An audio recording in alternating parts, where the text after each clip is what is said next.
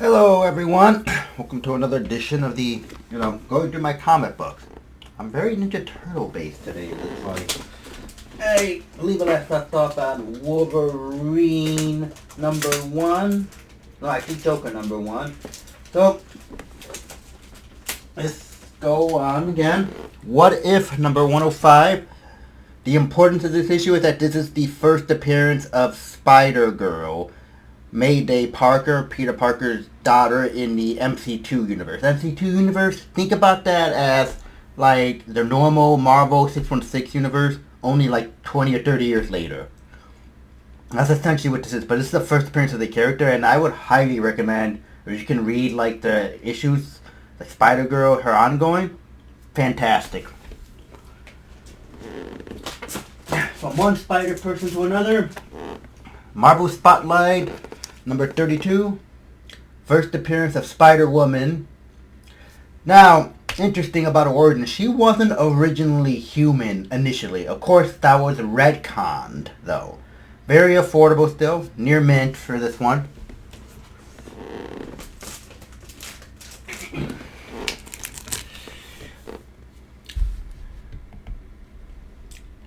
So this one is Spider-Woman #1. And this is actually where the retcon that she wasn't actually normal human and wasn't, you know what I mean, that she was actually human. So this is the retcon of it. Very cheap to get, too, by the way. Okay. Marvel's premiere #47. First appearance of Scott Lang as Ant-Man. And so this is one actually a little bit shocking, because this is actually not as pricey as I thought it would be, to be honest. It's really interesting. It's not, like, I figured this one would be really pricey because he's been in a lot of, this character's been pretty prominent, but not really. This was been very fine. Tales to Astonishing Tales #25. First appearance of this Deathlock character, and of course there's different Deathlock. It's a cyborg type thing. So, and I don't really know what they're doing with this character, to be honest, anymore either, so. Then there's Amazing Spider-Man 252. First appearance of the black costume. I do it like this because, my lord, this used to be like, everyone said this is the first appearance, and now there's so many schools that thought about it now. Oh wait, maybe it's in Marvel Team Up, maybe it's in this. It's like, just pick one, and stick with it. And I'm going to stick with the original.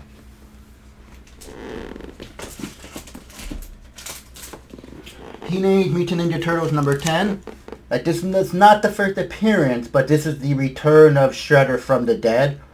And if you watch the original Ninja Turtles movie that came out in like 89, or I can't remember, but it came out, the original one, it's pretty much based on this story arc right here. Like, what happens in one of the scenes is based on this issue. Really good issue.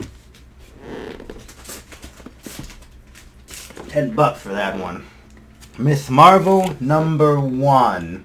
First issue of Miss Marvel. Of course, they had to try to sell the books. They had to sneak in Peter Parker, and they kind of what they did with Iron Fist. It's an okay issue. This one kind of varies in price too. It kind of oscillates between high and low. This one's a nice and very fine though, so yeah. And then we got Miss Marvel #16, which is the first appearance of Raven Darkholme, who's also Mystique, but not in her blue skin glory, just the character. So it's kind of like almost a cameo, I would say. And then, of course, I had to get Miss Marvel #18, which is the first appearance of Mystique, and this is when she is in her blue skin glory. Got this decade ago. I know I didn't pay high premium for this either. Then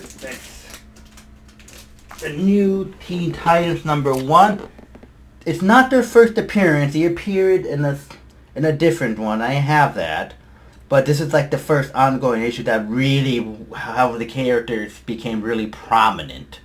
So this is really I would say the key issue, and definitely a good series to read too. It's almost like the version of X-Men for DC, to be perfectly honest. That's almost what it feels like. Then Amazing Spider-Man 194, probably in fine minus. And I remember I got this decades ago. I was just random comic shop downtown, and I rummaged and I was like, oh shit, first appearance of Black Cat for $15? Sure, I'll take that. So I was kind of luck in this one. And it's not bad for a black cover, because if anyone knows, black and white covers notoriously difficult to have them look nice and have them maintain their good appearance. Then Batman: The Dark Knight Returns #1, fantastic by Frank Miller. I have all of them. It is definitely a good read. The first like 2 or 3 issues, kind of good, and then the 4th issue kind of starts going a little bit down in the 4th issue, but ultimately a classic to read. Then we got Incredible Hulk 141, first appearance of Doc Samson. Now this is probably in fine. It has like a little tear here. Other than that, it's in really pristine condition. Bought this years ago too. And then, Hulk 162, first appearance of the Wendigo over here.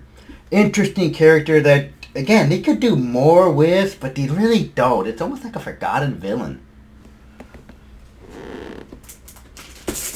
Alright. Then we got Uncanny X-Men 129. The first appearance of Kitty Pryde, and I want to say maybe Emma Frost and, some of the Hairfire Club people. There's a lot going on in this issue. Let's just put it that way. But it's definitely the first appearance of Kitty Pryde, I guarantee it, who's been a very, very prominent character and very popular throughout the 80s. So, yeah, and I got this a while ago, too. And this one will cost a decent amount now. I didn't pay that decent amount, but still. And there's She-Hulk #1. The first appearance of She-Hulk. I got this years ago for like $10. And this one now, I've noticed this Taz went up in price. But also because the TV show kind of flopped and she really isn't prominent in the MCU. So this one is not as high as it used to be. But still not where it should be. Okay. And then this is Amazing Spider-Man 90, and this is the death of Captain Stacy, Gwen Stacy's father. I didn't pay $36 for this. I think it was like half price. But I just really love the cover. Just you could feel the weight of responsibility on Spider-Man's shoulder, And in the end, he reveals he knew that Peter Parker was Spider-Man, which if you read some of the earlier issues, you would know.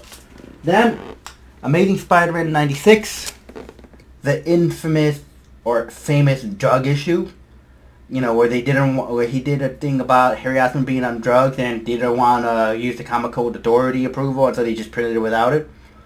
A nice, fine condition too. Yeah, I got this on eBay for like $20. Then, Amazing Spider-Man 97, the second part of the drug issue. A nice, these are all mid-grade too. I got this at a convention for like $10, I remember. Good. These are actually a really good issues too. I highly recommend reading it. And then, to cap it off, Amazing Spider-Man 98, the last and third part of the drug issues. It's really interesting how he gets, the Green Goblin to kind of, how he beats him in this one, to be perfectly honest. So this is this one. And then just some more Amazing Spider-Man. Amazing Spider-Man 238. They got it for like high 30s. And it has the little tattoos that came with it. This one came with a packet of tattoos in there. Nice, solid, fine plus. Right there. First appearance of the Hobgoblin. Then, Amazing Spider-Man 361. First appearance of Carnage. And you have to be careful. They had 2 printings. This one is white. You see the background is white. The second printing is going to be silver. So I got the first. I actually had both, and then I was like, oh, I can't have that. I need the first. And so I got the first many years ago for like 10. Then the New Teen Titans #2. First appearance of Deathstroke, who, if you watch the animated, was Slade. So, good issue. His son, Ravager, dies in this one, and then he has to take on the contract, essentially, to kill the Teen Titans. And then DC Secret Origins of Superheroes, or DC Superstars, #17, the first appearance of Helena Wayne, the Huntress. And again, this is another one where it used to be this is her first appearance, and now it might be something else, and they're both, and it's like, pick a fucking lane, man. And then lastly, the Venture into Fear, number 10. What's it? Number 10? No, number 19. Why do I keep thinking that? But this is the first appearance of Howard the Duck. Thanks. I actually got this from someone on YouTube who was just selling a lot of comic books. But yeah. And we'll cap it off there. Again, one more video, maybe two. If I do one, it might be longer than normal, but thanks for watching.